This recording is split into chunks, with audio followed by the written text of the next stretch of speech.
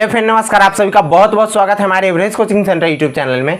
देखिए, आज हम आपको बात करेंगे कि गरीबी निवारण यानी कि गरीबी जो है हमारे भारत जैसे देशों में, तो इसका गरीबी को दूर करने के लिए जो सरकार के द्वारा जो योजनाएं चलाई जा रही हैं, उसके 3 नंबर पे जो हमारा योजना चल रही है और राष्ट्रीय खाद्य सुरक्षा अधिनियम, ठीक है। और यह आज का मेरा टॉपिक यानी कि सेकेंड डे है, इसीलिए हम यहाँ पे पार्ट 2 लिख दिए हैं। देखिए, आपको वीडियो अच्छा लग जाए तो वीडियो को जरूर लाइक कर दीजिएगा, चैनल को सब्सक्राइब कर लीजिए, क्योंकि यह सब सारी योजना की जानकारी हम आपको हर एक वीडियो में देते रहते हैं। तो देखिए, जो राष्ट्रीय खाद्य सुरक्षा अधिनियम, यह योजना जो है, यह इस समय देश के प्रधानमंत्री यानी कि मनमोहन सिंह जी के द्वारा, उस समय देश के प्रधानमंत्री मनमोहन सिंह जी द्वारा यह योजना की शुरुआत की गई थी। कब? तो 12 सितंबर 2013 को देश के तत्कालीन प्रधानमंत्री यानी कि मनमोहन सिंह जी के द्वारा यह योजना की शुरुआत की गई थी, जिसका उद्देश्य था कि गरीब लोगों को उचित मूल्य पर खाद्य पदार्थ की उपलब्ध कराना, यानी कि गरीब लोग को जो उचित मूल्य पर खाद्य पदार्थ की उपलब्ध कराना था। तो इस योजना का उद्देश्य था कि जितने भी इसके लिए 2 प्रकार के इसके यानी कि गरीबी को नीचे लोगों को 2 प्रकार के लोगों में बांट दिया गया। एक BPL यानी कि BPL का मतलब क्या चीज़ कि बिलो पॉवर्टी लाइन, ठीक है। इसको हम इंग्लिश में बोलते हैं बिलो पॉवर्टी लाइन, और जिसका हिंदी होता है यानी कि गरीबी रेखा के नीचे, ठीक है, गरीबी रेखा के, ठीक है। अब गरीबी रेखा के नीचे कौन से व्यक्ति को यानी कि सूचित किया जाता था? तो जो ग्रामीण के लगभग 850 रुपये यानी कि प्रति व्यक्ति पे जिनका खर्च होते हैं महीने के, उससे कम खर्च वाले के, और शहरी एरिया के लगभग 950 रुपये यानी कि उस समय की रेखा था, अभी का कुछ और रेखा हो गया है, ठीक है। तो यह व्यक्ति को यानी कि BPL रेखा के नीचे रखा गया था। और उसके बाद एक और इसके तहत एक और व्यक्ति का नाम जुड़ा था, जिसका नाम था अंत्योदय, ठीक है, अंत्योदय। तो यह योजना का भी हम अलग से बात करेंगे, लेकिन अभी फिलहाल हम गरीब यानी कि राष्ट्रीय खाद्य सुरक्षा अधिनियम की हम बात करेंगे, ठीक है। तो यह जो है ना, उचित मूल्य पर गरीब लोगों को खाद्य पदार्थ उपलब्ध कराना था राज्य यानी कि केंद्र सरकार को। और उसके बाद हम आपको बताते हैं कि कुल जनसंख्या का यह 67% लोगों को यह योजना का लाभ मिलेगा, यानी कि जिस राज्य के कुल जनसंख्या 100% है, उसमें से 67% लोगों को लाभ मिलेगा। और कौन से 67% लोगों को लाभ मिलेगा? तो जान लीजिए, जो शहर में निवास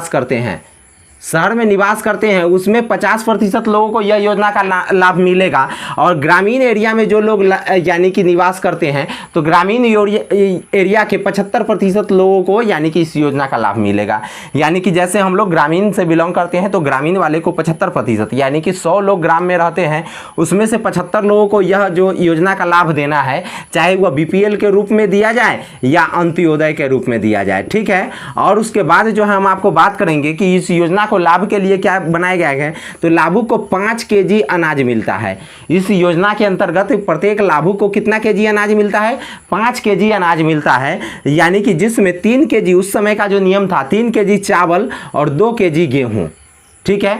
3 kg चावल और 2 kg गेहूं देने का प्रावधान था, जिसके लिए रुपया तय था, यानी कि 1 रुपये प्रति किलो उस समय में दिया जाता था। लेकिन इसको अभी बदल करके कितना रुपये चावल को कर दिया गया है, यानी कि चावल को 3 रुपये प्रति किलो कर दिया गया है, ठीक है। और गेहूं को 2 रुपया प्रति किलो कर दिया गया है, ठीक है, 2 रुपया प्रति किलो। यानी कि इस योजना का लाभ दिलाने के लिए हर जगह एक यानी कि व्यक्ति का चुनाव किया गया, जिसको नाम हम लोग देते हैं जन वितरण प्रणाली, ठीक है।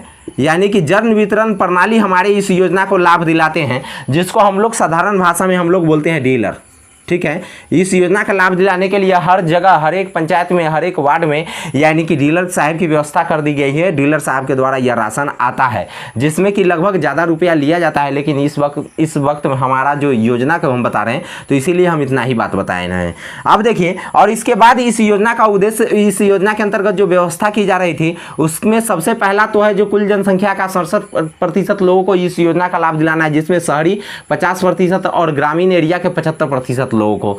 दूसरे नंबर इसका फायदा यह है कि लाभुक को 5 kg अनाज मिलना था, जिसमें 3 किलो चावल और 2 kg गेहूं, जिसमें यह तय है, रेट दोनों का तय है कि अलग अलग प्रकार से उस समय के। और तीसरा नंबर इसका फायदा है कि गर्भवती महिला या दूध पिलाने वाली महिला को, जो महिला गर्भ धारण कर ली हुई है, उस महिला को भी इस योजना का लाभ मिला जाता है। और जो महिला यानी कि दूध पिलाती है बच्चे को, उस महिला को भी इस योजना का लाभ मिलता है।